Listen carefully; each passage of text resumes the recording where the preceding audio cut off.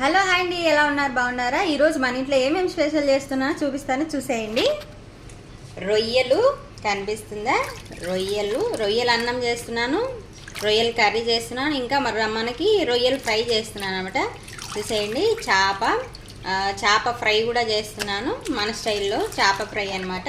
ఇంకా ఇక్కడ చూసేయండి, ఈ చిన్న చేపలు కాల్చుకొని తింటారండి. ఇక్కడ పొట్ట భాగం తీసేసి క్లీన్ చేసుకొని పైన పొట్టు తీయరు, లోపల స్టఫింగ్ పెట్టి పింక్ పైన కాల్చుకొని తింటారనమాట. ఇంక లేదంటే బొగ్గుల పైన అయినా కాల్చుకుంటారు.